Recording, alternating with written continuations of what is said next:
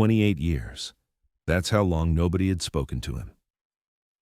The lighthouse keeper on the remote island followed the same routine every morning.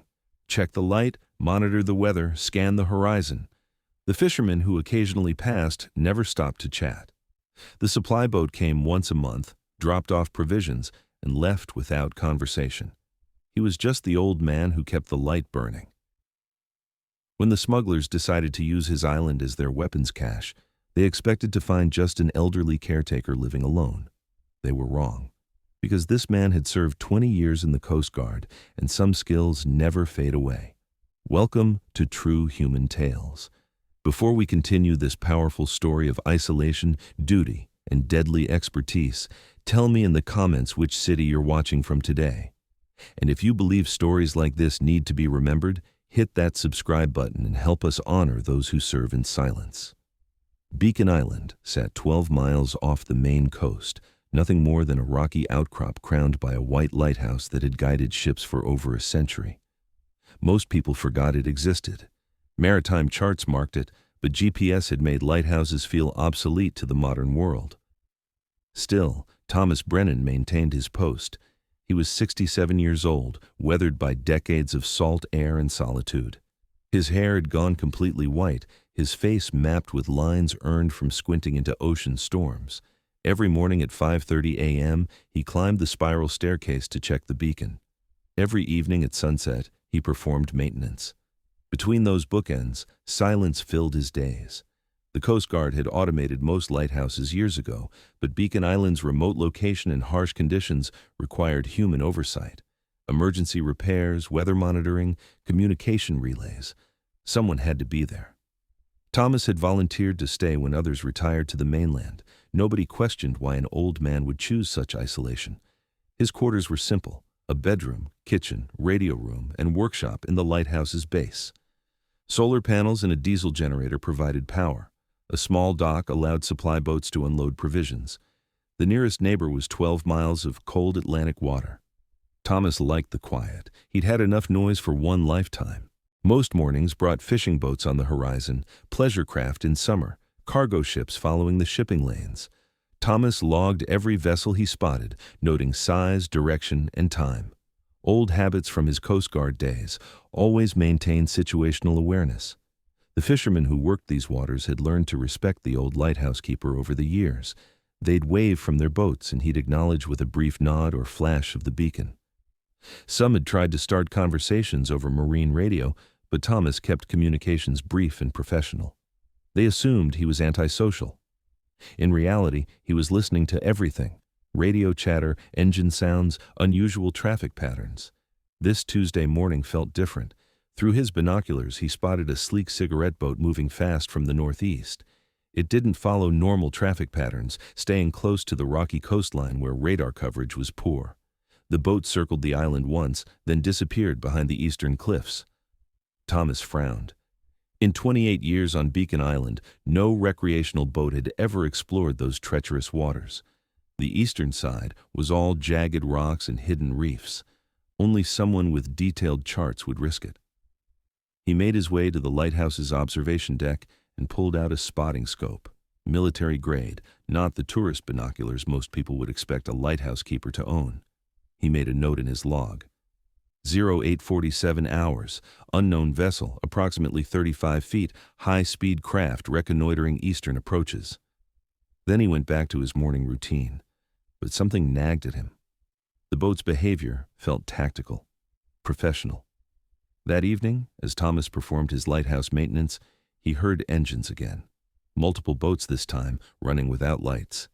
He killed the lighthouse beam and grabbed his night vision scope, another relic from his service days that he'd never gotten rid of. Through the green glow of night vision, the scene below looked like something from his old tactical manuals. 3 boats were anchored in the protected cove on the island's eastern side. Men were unloading heavy crates onto the rocky beach. They worked with military precision, no wasted motion, minimal communication. Hand signals, coordinated movements, posted sentries. This wasn't amateur hour. Thomas counted at least 12 individuals, all moving with the confidence of professionals. The crates were heavy, requiring 2 men each, and wrapped in waterproof material. Whatever they contained was valuable enough to risk this remote operation. He watched one man bark silent orders, clearly the leader, while others established a perimeter. Their discipline was impressive, almost military. This wasn't a fishing operation or pleasure cruise. Thomas watched for 20 minutes. The men hauled at least 30 crates up from the waterline into natural caves carved by centuries of storms. They posted sentries, used hand signals, and moved like professionals. When they finished, the boats vanished into the darkness without a sound. He knew exactly what he was seeing, a smuggling operation, using his island as a cash point. And tomorrow, they'd be back. The next morning brought unexpected visitors. Thomas was cleaning the lighthouse lens when he heard footsteps on the wooden walkway below. Two men approached the lighthouse entrance, one tall and lean with military bearing, the other shorter but powerfully built with tattoos covering his forearms. "Hello up there," the tall man called out. "Mind if we come up and talk?" Thomas descended the spiral stairs slowly, keeping his hands visible but ready. Up close, both men looked dangerous. The tall one wore civilian clothes but moved like military. The shorter man had the build of someone who solved problems with violence. "Morning," Thomas said calmly. "Don't get many visitors." "Yeah, we noticed you're pretty isolated out here," the tall man said. His smile didn't reach his eyes. "I'm Rick, this is Tony. We're maritime contractors, looking into using this area for some business ventures." "What kind of business?" Thomas asked. "Import-export," Rick said. "Nothing that concerns you. Actually, we were thinking this island might work better without a lighthouse keeper around. Fewer complications." Tony stepped closer, letting his jacket fall open to reveal a shoulder holster. "Old man, you seem like someone who knows when to mind his own business." Thomas looked at both men for a long moment. Years of interrogating suspects had taught him to read people quickly. Rick was military, probably Army or Marines, judging by his bearing. Recent veteran, maybe 5 years out, still carrying himself like a non-com. Tony was different. Prison muscles, crude tattoos, the kind of man who enjoyed intimidation for its own sake. "I've been minding my own business here for 28 years, Thomas finally replied. "Good," Rick said. "Then you understand we'd prefer privacy for our operations. Maybe it's time you considered retirement. Mainland, warmer climate. We're prepared to make it worth your while." The carrot before the stick. Thomas had seen this approach countless times during drug interdiction operations. "This is my job," he replied quietly. "Been doing it since 1995. Tony's hand drifted toward his weapon. "Jobs can change, Grandpa. Sometimes they end real sudden-like." Thomas didn't move, didn't flinch. He just looked at Tony with the same expression he'd used to identify a weather pattern. In his peripheral vision, he noted Tony's draw position, Rick's stance, exit routes, cover positions, old habits. So can circumstances. Something in his tone made Rick grab Tony's arm. "We're all reasonable people here. Think about what we discussed. We'll be in touch." They walked away, but Thomas knew they'd be back. And next time, they probably wouldn't be asking nicely. That afternoon, Thomas made preparations they wouldn't expect. He unlocked a storage room that hadn't been opened in years and pulled out equipment most lighthouse keepers never possessed: tactical radio-encrypted GPS beacon, night vision gear, and a sealed weapons case. Inside the case lay an Sig Sauer P226, his service weapon from his Coast Guard days. Beside it sat something else, a small leather folder containing identification cards that most people had never seen. Cards that identified Senior Chief Petty Officer Thomas Brennan as a member of the Maritime Security Response Team, the Coast Guard's elite tactical unit. For 20 years, Thomas had been one of the men who boarded hostile vessels, conducted high-risk rescues, and stopped drug runners in international waters. He'd served on Navy SEAL joint operations, trained with FBI hostage rescue teams, and spent years hunting pirates and smugglers in Caribbean waters. When he retired, Thomas had requested assignment to Beacon Island not for solitude, but for something else: Overwatch. The island's position made it perfect for monitoring unusual maritime activity. For 28 years, he'd been the Coast Guard's unofficial eyes and ears in a region known for smuggling operations. The cigarette boats, the professional cash operation, the intimidation tactics. This was exactly what he'd spent decades stopping. The only difference was that now, officially, he was just a lighthouse keeper. Thomas checked his radio and sent a coded message to a frequency that hadn't been used in years. Then he began preparing Beacon Island for siege. They came back 2 nights later with more men and heavier weapons. Thomas watched from the lighthouse as 5 boats approached the island. This time, they didn't bother with stealth. Spotlights swept the shoreline as they landed. Rick's voice echoed across the water through a bullhorn. "Old man, we tried to do this the easy way. Now we're taking the island. Come out with your hands up, and maybe you live through this." Thomas keyed his encrypted radio. Lighthouse keeper to any Coast Guard vessel, priority 1.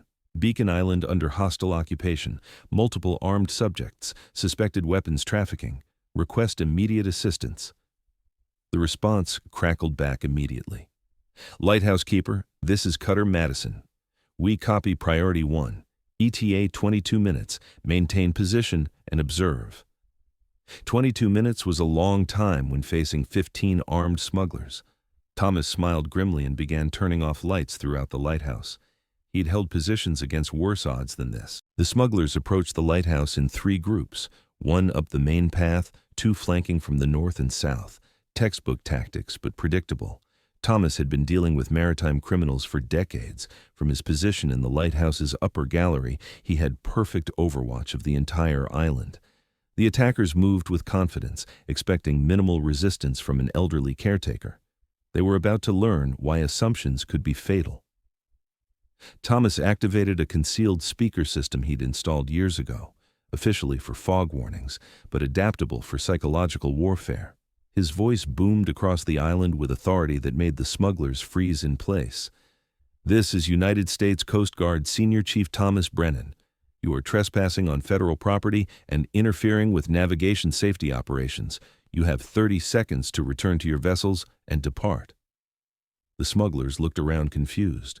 This wasn't the frightened old man they expected. Rick's voice shouted back, "Coast Guard, you're just a lighthouse keeper." "Negative," Thomas replied over the speakers. "I am a federal law enforcement officer with 20 years tactical experience. This island is now a crime scene. Coast Guard Cutter Madison is en route with boarding teams." To emphasize his point, Thomas triggered a series of powerful strobe lights he'd positioned around the island, ostensibly for emergency signaling, but effective for disrupting night vision and creating disorientation. The smugglers opened fire on the lighthouse, but Thomas was already moving. Years of boarding hostile vessels had taught him how to use architecture as cover, how to control sightlines, and how to make 15 men feel like they were fighting 50. What happened next wasn't a gunfight. It was a masterclass in tactical superiority.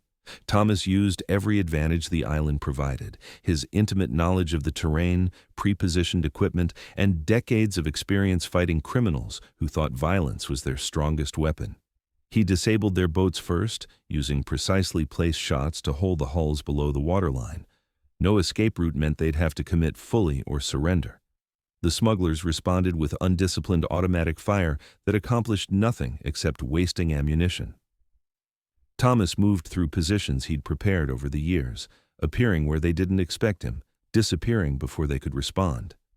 He used the lighthouse beam like a weapon, blinding attackers at crucial moments. He triggered foghorns to mask his movement and disorient their coordination. Most importantly, he fought like someone who had nothing to lose and everything to protect. This wasn't just his home, it was his post, and Coast Guard personnel didn't abandon their posts. The smugglers, despite superior numbers and firepower, found themselves outmaneuvered by a single opponent who understood the difference between having weapons and knowing how to fight. One by one, they made mistakes born of frustration and fear. Thomas capitalized on every error with the cold efficiency of a professional who'd spent 20 years stopping people exactly like them. The Coast Guard cutter, Madison, arrived with spotlights blazing and boarding teams ready for combat. What they found was 15 smugglers sitting on the beach with their hands zip-tied behind their backs, their weapons stacked neatly beside a cache of military-grade firearms that would have supplied half the criminal organizations on the eastern seaboard. Thomas Brennan stood beside the lighthouse, not even breathing hard, as if he'd just finished routine maintenance. The Madison's commanding officer, Lieutenant Commander Sarah Chen, stepped onto the dock and saluted. "Senior Chief Brennan, good to see you haven't lost your touch." "Ma'am," Thomas replied, "just doing my job. 28 years of service, 15 commendations, and now this." She gestured toward the captured smugglers. "Most lighthouse keepers would have hidden in the basement." "Most lighthouse keepers," Thomas said quietly, "aren't responsible for protecting 12 miles of shipping lanes from criminals who think remote means undefended." The investigation revealed that the smuggling ring had been operating for months, using Beacon Island as a weapons cache before distributing firearms to criminal organizations across New England. They'd chosen the location specifically because they believed a lone elderly caretaker would pose no threat. They'd been wrong about Thomas Brennan in every possible way. The story made national news, but Thomas refused all interview requests. He returned to his quiet routine, maintaining the lighthouse, monitoring the weather, scanning the horizon. The only change was a small bronze plaque installed by the Coast Guard near the lighthouse entrance. In recognition of Senior Chief Petty Officer Thomas Brennan, USCG, retired, whose vigilance and valor continue to protect these waters. Most people still didn't know about the plaque. The supply boat crew never mentioned it, and Thomas certainly didn't talk about it. He was just the old man who kept the light burning, same as always. But word traveled through military and law enforcement circles. Coast Guard recruits learned about the lighthouse keeper who single-handedly stopped a major weapons trafficking operation. The story became legend, the kind told in training academies as an example of what happens when criminals mistake age for weakness and isolation for vulnerability. Thomas Brennan had spent 28 years in silence, doing a job most people considered obsolete. When the moment came, he proved that some duties transcend official assignments, and some men never truly retire from service. The lighthouse beam still cuts through the darkness every night, guided by hands that have never forgotten how to protect and serve. Because sometimes, the most important battles are fought by those the world assumes are no longer fighting at all. Now I ask you, have you ever met someone who seemed ordinary until extraordinary circumstances revealed their true character? Share their story in the comments, and if this story moved you, subscribe to True Human Tales. We honor those who serve in silence, whether in uniform or after they've put it aside. Their watch never truly ends.